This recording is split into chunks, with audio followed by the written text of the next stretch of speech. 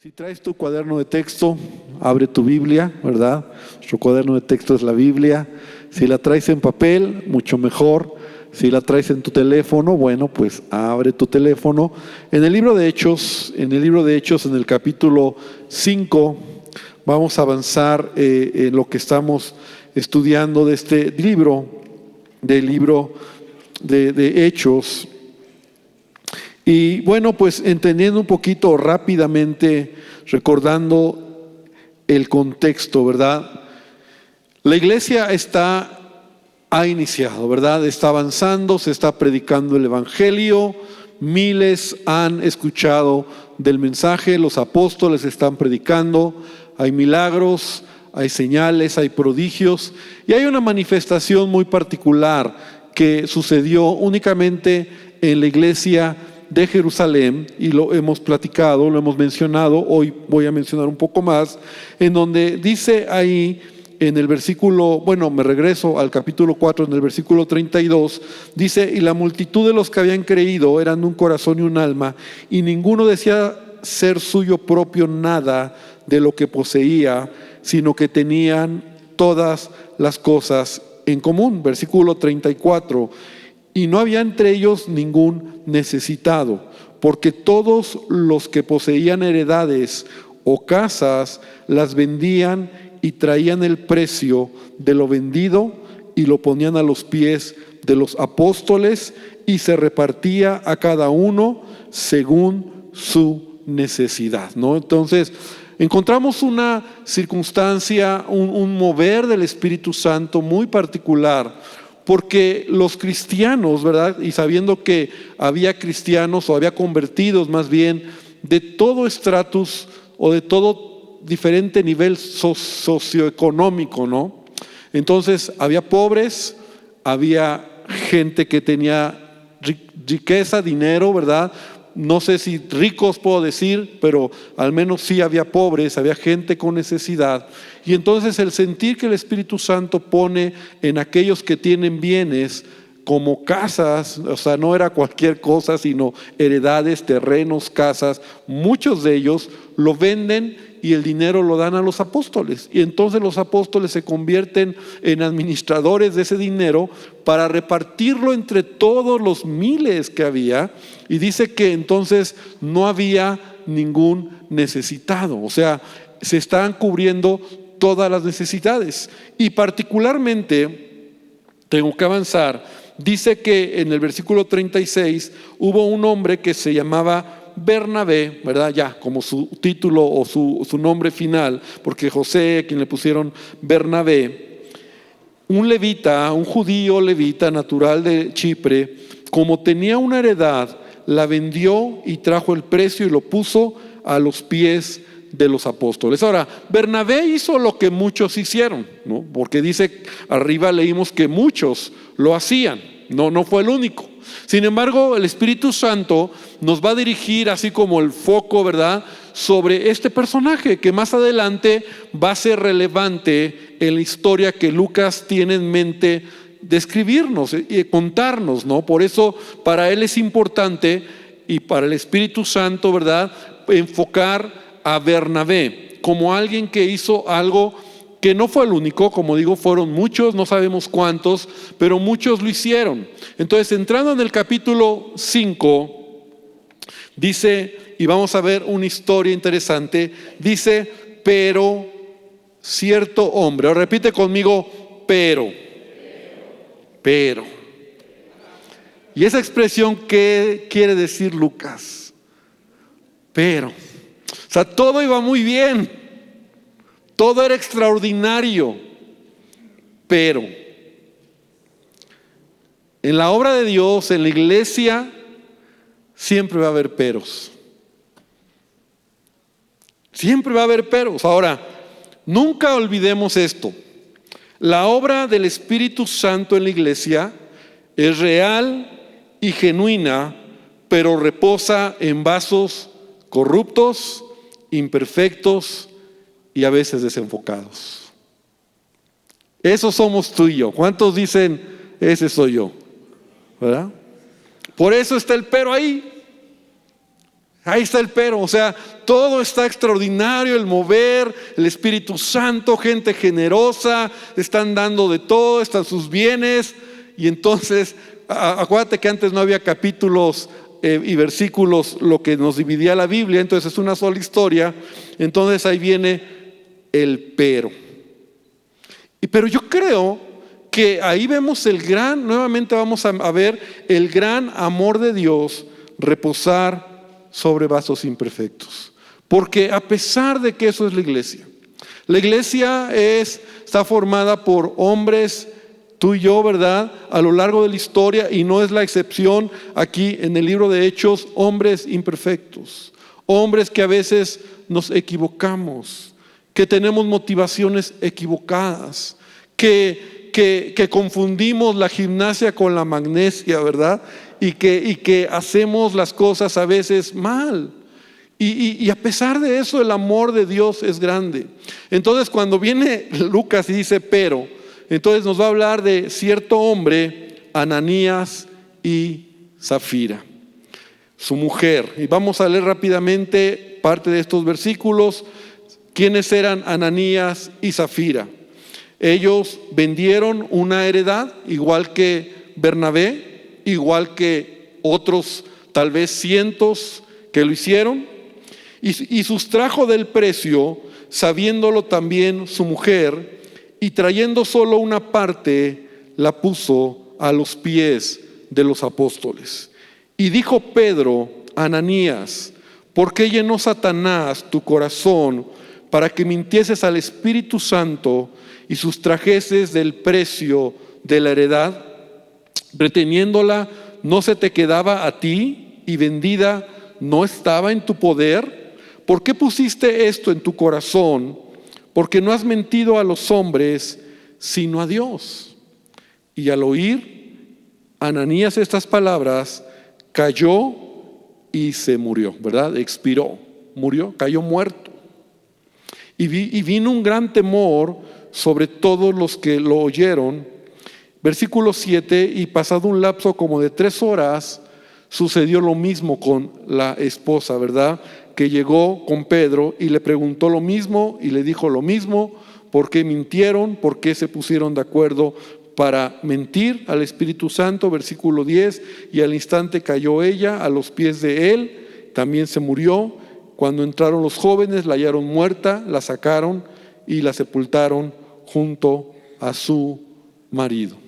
Y vale la pena detenernos para poder aprender algunos principios aquí importantes.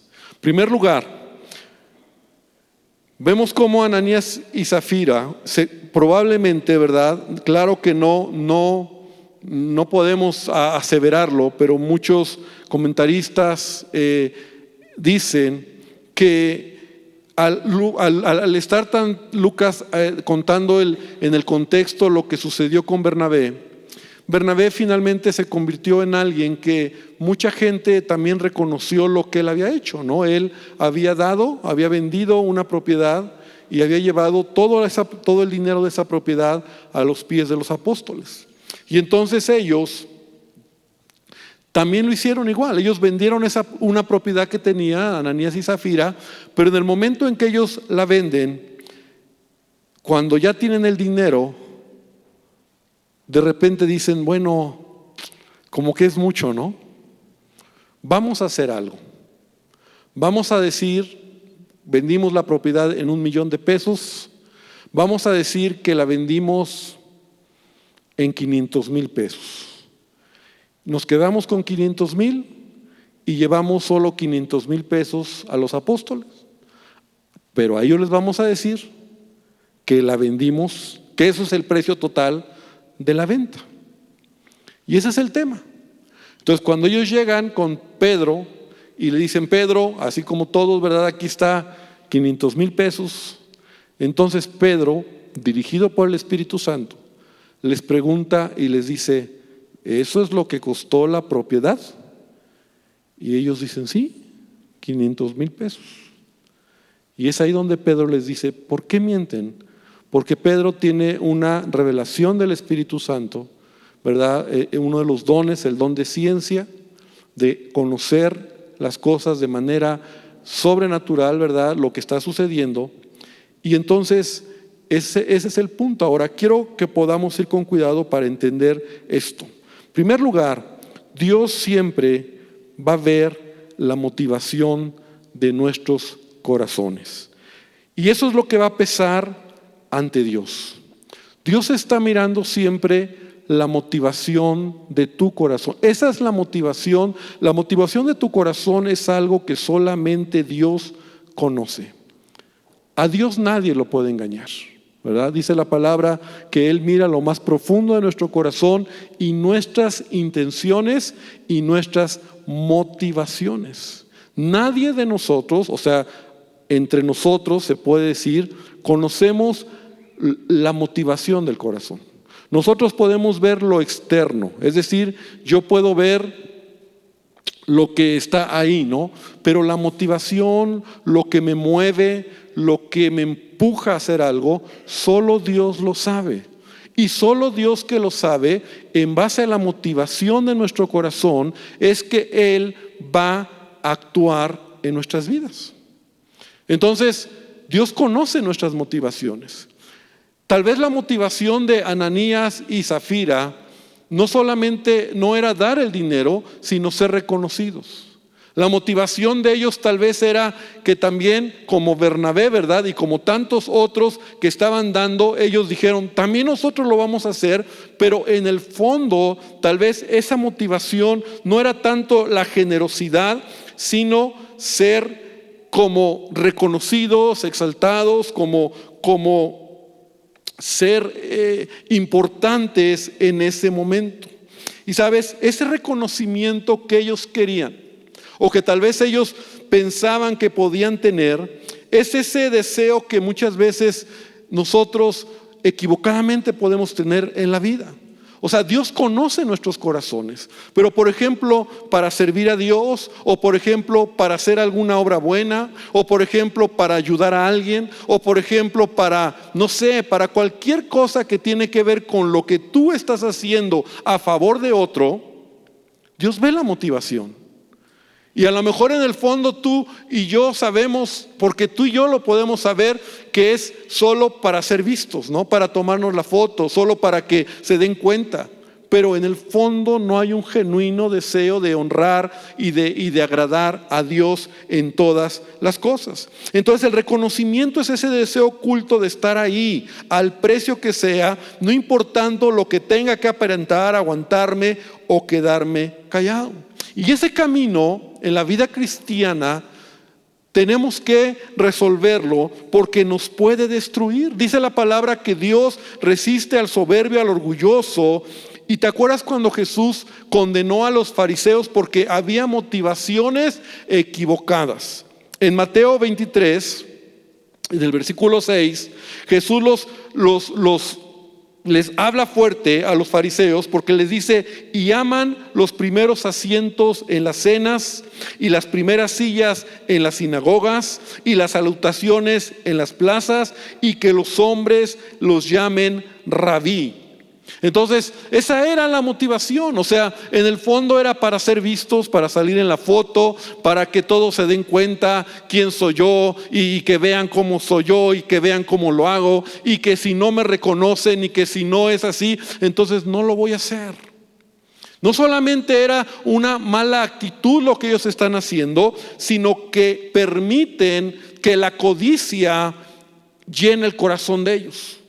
Porque el problema, no solamente la codicia, sino también la mentira, ¿no? Dos pecados que también son graves. Entonces, en primer lugar, una motivación equivocada. Ananías y Zafira, su motivación no fue genuina. Su motivación era para ser vistos, para que salieran en la foto, ¿no? Y cuidado cuando servimos solo por esa motivación, que en el fondo a veces lo sabemos, porque Dios conoce el corazón. Y recuerdas cuando la palabra de Dios nos dice, cuando al final del tiempo, cuando nosotros estemos delante de su presencia, dice que la obra de cada uno será probada y pasará por el fuego. Es decir, lo que hayas hecho por Él, por el reino, por Dios, ¿verdad? No porque lo hiciste ya quedó, va a ser probada.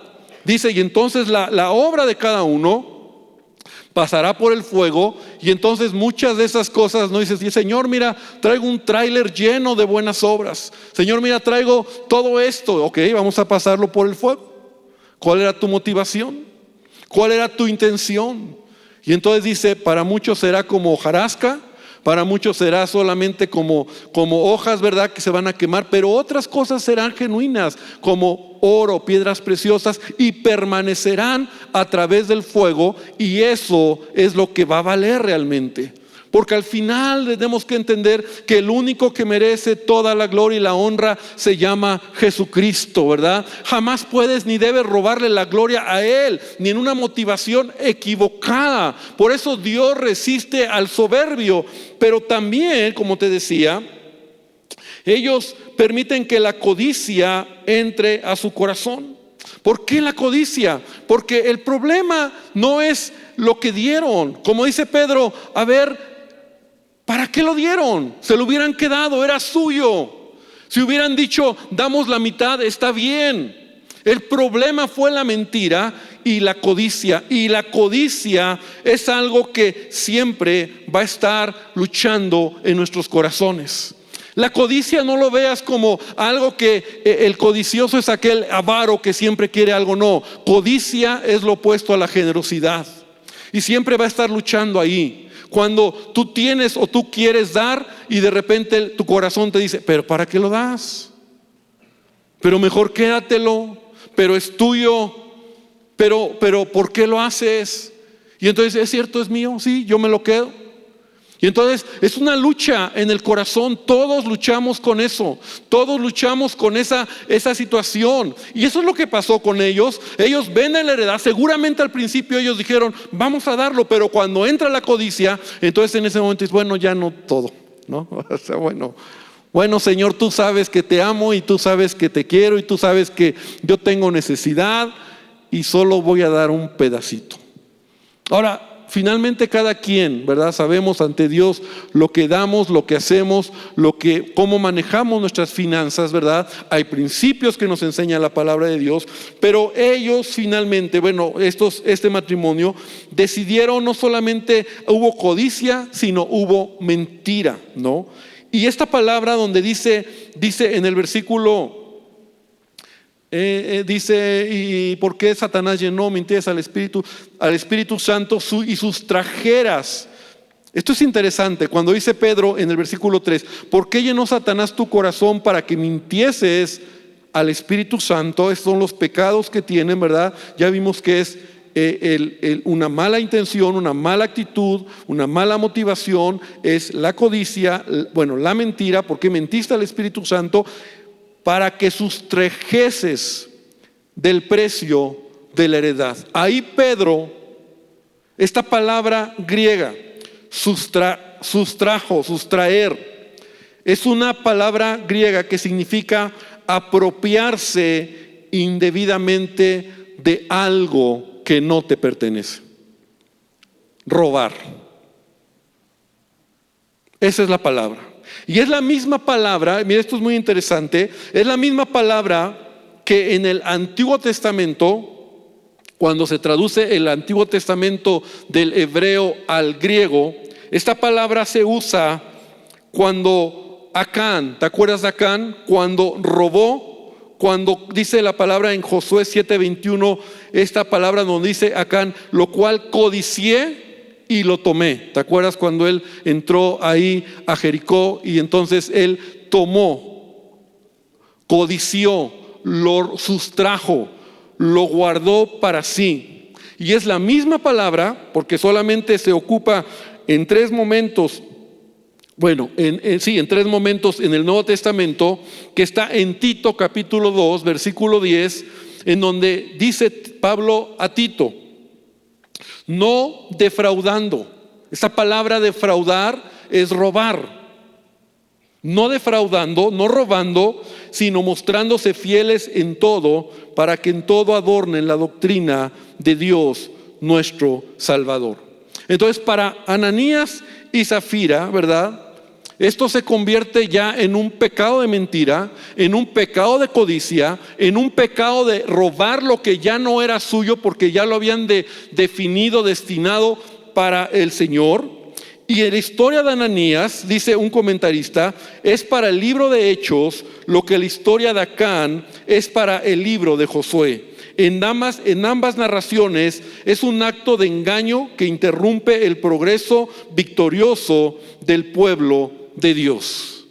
Entonces, el pecado, como te decía, estuvo en la motivación equivocada, en la codicia, en la mentira, que todo esto se sumó. Y cuando vienen con Pedro, entonces el Espíritu Santo viene a Pedro y Pedro recibe la revelación, ¿verdad? El don de ciencia, de conocer algo que nadie sabe, pero el Espíritu Santo se lo revela a Pedro. Y entonces lo único que Pedro hace como siervo de Jesucristo, ¿verdad? Y como es lo que Dios nos llama a veces como siervos de Dios, es a exponer el pecado que Dios le está mostrando, exponer el pecado de Ananías y de Zafira. Y yo creo que Pedro mismo se asustó cuando cayó muerto Ananías y luego Zafira. O sea, Pedro mismo yo creo que se sorprendió, porque ese fue un juicio directo de parte de Dios sobre ellos. O sea, Pedro no los mató, Pedro nunca les dijo y se van a morir. Simplemente Pedro les dijo: ¿por qué hiciste esto? Y se cayó uno, ¿no? Y luego viene el otro y dice: oye, aquí sí, lo mismo. Pues, ¿qué crees? Te quiero decir algo, que tu marido ya se murió y también se cayó ella, ¿no?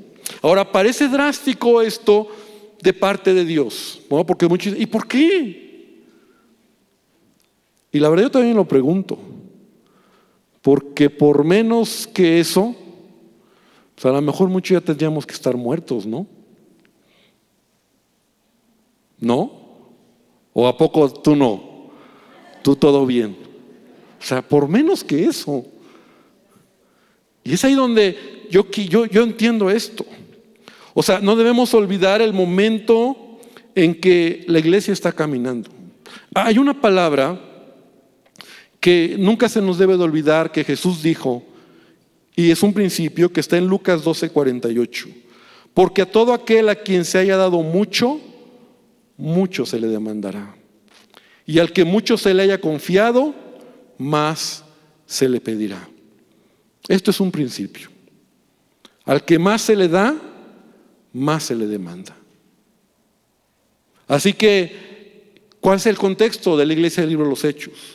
Una iglesia que está caminando bajo el poder de Dios. Una iglesia que está creciendo bajo milagros, sanidades, un mover sobrenatural.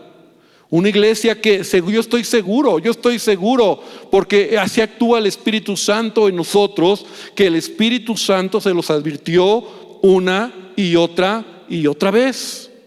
Yo estoy seguro que ellos, como yo decía el domingo, ¿verdad? Cuando hablaba del tema de cambiar, o sea, el Espíritu Santo con amor viene y nos dice: cambia, déjalo, no está bien, no es correcto, no es así, no debe de ser, no camines por ahí, porque el Espíritu Santo, que es Dios y que habla al corazón, todavía sigue hablando a nosotros, ¿verdad? Yo estoy seguro que en un ambiente de unción, en un ambiente de santidad, en un ambiente de poder, en un ambiente de milagros, la iglesia está creciendo, la iglesia está avanzando, todo está fluyendo. Entonces estos dos personajes o este matrimonio se levantan en contra de todo eso que está pasando, en un pecado, ¿verdad? En una mala decisión y pecado que involucraba mentira, orgullo, hipocresía, falsedad, todo esto que he mencionado.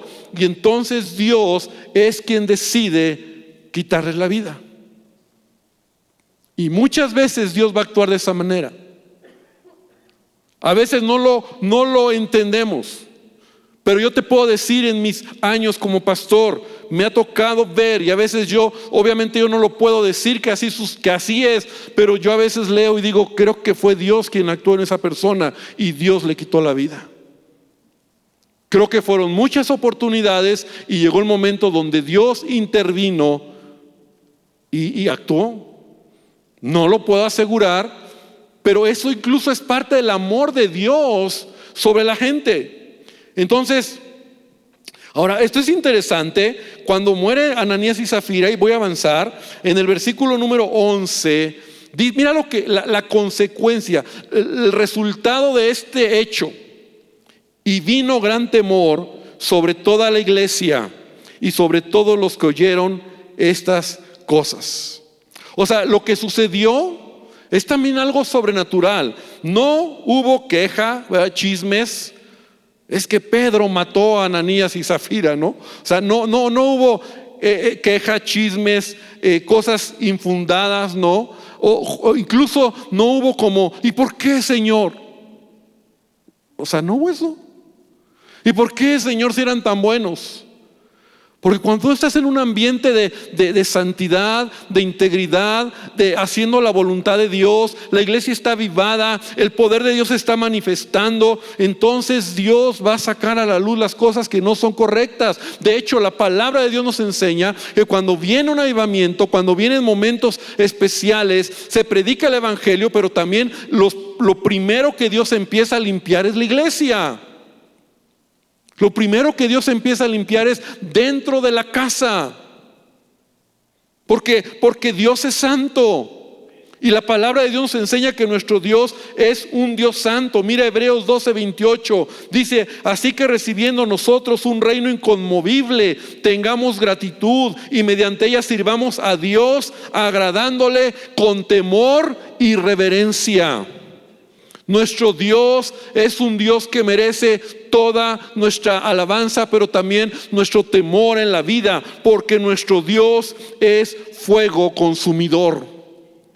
Ese es el Dios al que creemos. Ese es el otro lado de la santidad, del poder de nuestro Dios. Dios no es un fetiche. Dios no es alguien al que tú estás jugando con él. Dios es santo y Dios merece que tú le tengas temor en tu manera de vivir y de caminar. Y cuando tú juegas o tú haces las cosas a tu manera, Dios va a intervenir, porque Dios es un Dios santo. ¿Cuántos dicen amén a eso? Eso es lo que tenemos también que enseñar desde aquí. Nuestro Dios es un Dios santo. No es una iglesia infantil, ¿verdad? ¿Y por qué pasó? Y empiezan a chismear. Y no, vino temor. Como dice, agrademos a Dios con temor. O sea, vino, Dios es santo. O sea, no, con Dios no se juega. A ver, no estés jugando, porque tus decisiones van a marcar tu vida, tu futuro, tu destino. Y Dios puede venir y Dios puede intervenir cuando estamos jugando con el pecado. Porque Dios es un Dios santo. Tenemos que cuidar el corazón. Entonces, después de este acontecimiento, ¿verdad? Porque muchos, aún como cristianos, muchos lo leen y dicen, ay, ¿por qué Dios? Pues, ¿por qué ese? No, Dios es santo. Y así como hubo juicio sobre Acán, por ejemplo, ¿verdad? Porque por causa de él el pueblo se detuvo y por causa de él no avanzaban. Y Dios le dice a Josué, Israel ha pecado. No podemos avanzar. Porque yo di una orden y me desobedecieron. Y cuando yo te pido algo, yo espero que tú me obedezcas, dice Dios. Pero si tú estás jugando y no lo estás haciendo, entonces Dios va a intervenir. Ya tengo el teclado aquí, ¿verdad? Y dice al siguiente, sigue avanzando. Y por la mano de los apóstoles. O sea, como que Lucas no sigue hablando lo que está pasando. Un avivamiento, un tiempo de poder. Muchas señales y prodigios en el pueblo. Y estaban todos unánimes en el pórtico de Salomón.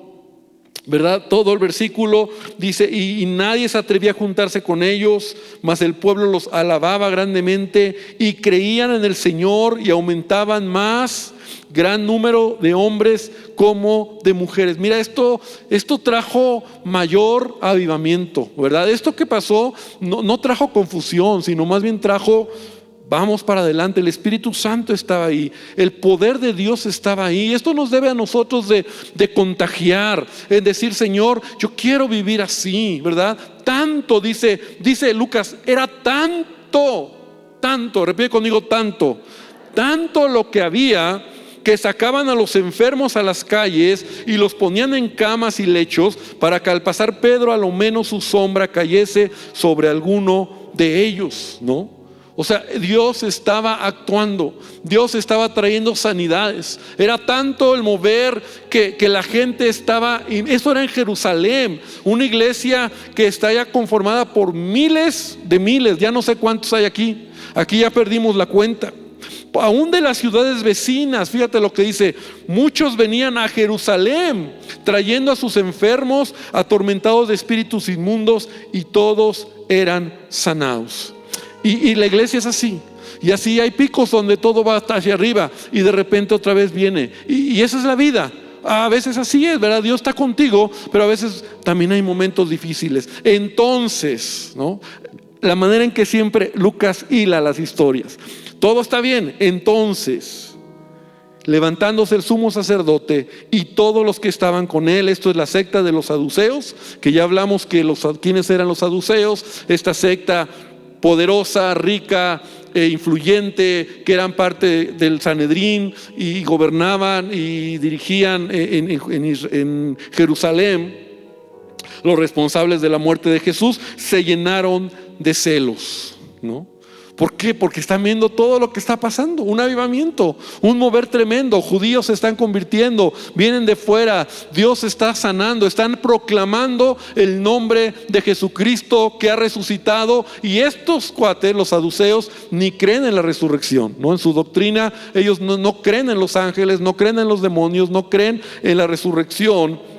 Y en el versículo 18 es interesante: y echaron mano a los apóstoles y los pusieron en la cárcel pública. Ya no a Pedro y a Juan, a todos, a los apóstoles. O sea, todos ya, aquí ya están todos, los tomaron, los trajeron a la cárcel. Pero sigue la historia. Mas un ángel del Señor, abriendo de noche las puertas de la cárcel y sacándolos, dijo: id y puestos en pie en el templo, anunciad al pueblo todas las palabras de esta vida. Wow, qué interesante, qué apasionante es la palabra del Señor, ¿verdad? Cómo viene un ángel, ¿verdad? Un ángel del Señor y abre la puerta. Y en ese tiempo tú sabes cómo eran las cárceles en Roma, al menos la historia nos lo deja ver, ¿no? Eran subterráneas, había muchos soldados, cuidaban, era difícil salir de las cárceles, ¿verdad? Pero el ángel del Señor, yo no sé si se durmió a todos los que estaban ahí, a los soldados, abre las puertas, salen, les dice que estén predicando. Y entonces ellos empezaron al día siguiente con ese valor, ¿verdad? Con esa fuerza del Espíritu Santo a predicar el Evangelio. Y es importante también ver la comparación de lo que es la iglesia en este tiempo, porque a veces nos da miedo. Somos una iglesia y la verdad es que eso nos debe dar vergüenza, ¿no? Y yo lo digo empezando por mí. Somos una iglesia que a veces, que no se den cuenta que soy cristiano, ¿no? Y ni Biblia tenemos, ni la traes en el camión para que no te vean que traes Biblia, ¿no? Ni saben que eres cristiano, ¿no? Y aquí ves una iglesia que está avanzando. Entonces, cuando ellos finalmente, tengo que avanzar, al día siguiente los llaman y cuando llegan a la cárcel, pues no hay nadie, está vacía. Y regresan con los líderes y les dicen: ¿qué creen? Que no hay nadie. Y de repente otro llega por ahí y les dice: ¿qué creen? Que a los que metimos en la cárcel están allá en el patio en Jerusalén, cerca del pórtico de Salomón, predicando el Evangelio, ¿no? Y entonces la expresión de ellos, versículo 24: cuando oyeron estas palabras, el sumo sacerdote y el jefe de la guardia del templo y los principales sacerdotes dudaban en qué vendría a parar aquello, ¿no? O sea, ya están preocupados. O sea, ya los sacó de, pues, ¿qué está pasando, no? O sea, ya esto no es normal. Pero en lugar de arrepentirse, porque así es la maldad, y sabemos que siempre va a haber una fuerza maligna contra el Evangelio, contra el reino de Dios. Y en este caso, Satanás, ¿verdad?, que es el príncipe de este mundo, siempre va a estar usando gobiernos, va a estar usando líderes, va a estar usando gente importante, ¿no? Medios de comunicación, gente relevante, gente que habla bonito y que realmente detrás de eso hay un espíritu maligno. Entonces, finalmente, ellos los traen nuevamente y les dicen en el versículo 28, ¿no les mandamos estrictamente que no enseñaran en ese nombre? O sea, en el nombre de Jesús. Y ahora habéis llenado, fíjate cómo es la expresión, habéis llenado a Jerusalén de vuestra doctrina y queréis echar sobre nosotros la sangre de ese hombre. O sea, no mencionan a Jesús, porque es el nombre de Jesús el que ellos están predicando. Y nuevamente Pedro da esta expresión que hablé hace 8 días, cuando dicen Pedro y los apóstoles, porque llamaron a todos y dijeron, es necesario obedecer a Dios antes que a los hombres. Es necesario obedecer a Dios. Y ya hablamos del contexto de este principio, ¿verdad? Cuando la autoridad te manda hacer algo en contra de la palabra de Dios, tú no puedes obedecer. Yo no me puedo callar, yo no puedo dejar de hablar.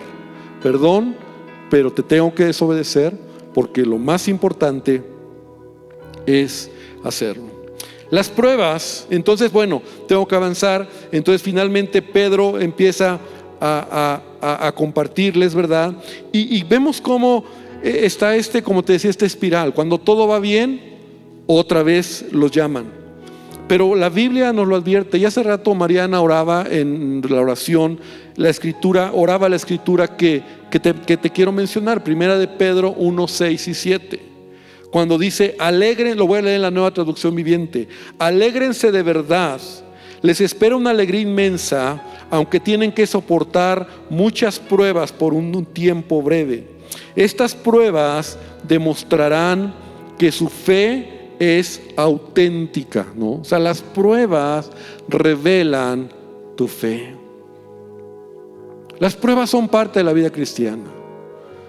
¿Cómo te lo digo, hermano? Si realmente has creído en Jesús, cuando vengan las pruebas, se va a revelar si tu fe es auténtica cuando tú permaneces ahí. Y está siendo probada de la misma manera que el fuego prueba y purifica el oro, aunque la fe de ustedes es mucho más preciosa que el mismo oro. Entonces su fe, al permanecer firme en tantas pruebas, les traerá mucha alabanza, gloria y honra en el día que Jesucristo será revelado a todo el mundo. Y nunca se nos olvide que las pruebas son parte del proceso de Dios en nuestra vida. Es como el oro, y el oro tiene que ser metido en el fuego para refinarlo, ¿verdad?